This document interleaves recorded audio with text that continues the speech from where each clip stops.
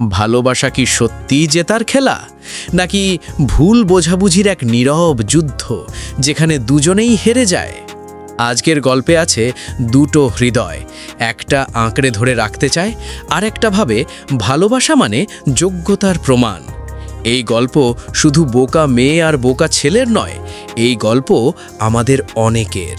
ভালোবাসায় ভরপুর দুটো হৃদয় দাঁড়িয়ে আছে দীর্ঘ এক সেতুর দুই প্রান্তে। দূরত্ব খুব বেশি নয়, তবু মাঝখানে জমে আছে মায়ার যন্ত্রণা আর ভুল বিশ্বাসের দেওয়াল। বোকা মেয়েটা জানে ভালোবাসা মানে আঁকড়ে ধরা, ছেড়ে না যাওয়া, ভরসার শেষ বিন্দু পর্যন্ত অপেক্ষা করা। আর বোকা ছেলেটা ভাবে ভালোবাসা বুঝি ট্রফির মতো, জিততে না পারলে হারাতে হয় প্রিয় মানুষটাকে। সে ভুলে যায় ভালোবাসা কোনো প্রতিযোগিতা নয়, ভালোবাসার মাপকাঠি যোগ্যতা নয়।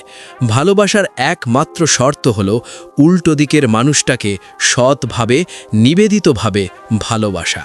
একজন জমিয়ে রাখে অনুরাগ, আরেকজন জমিয়ে রাখে ভুল ধারণা। ফলে দুজনেই ক্লান্ত, কেউ ভালোবাসা দিয়ে ক্লান্ত, কেউ বোঝার চাপে ক্লান্ত।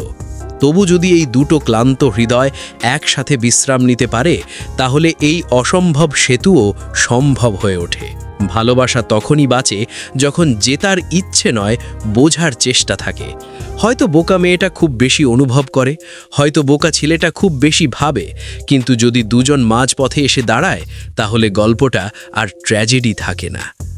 আপনার কি মনে হয় ভালোবাসা সত্যি যোগ্যতার খেলা, নাকি বিশ্বাস আর বোঝাপড়ার? এই ধরনের গভীর সম্পর্ক বিশ্লেষণ, ড্রামা রিভিউ এবং মন ছুঁয়ে যাওয়া গল্প পেতে চ্যানেলটি এক্ষুনি সাবস্ক্রাইব করুন।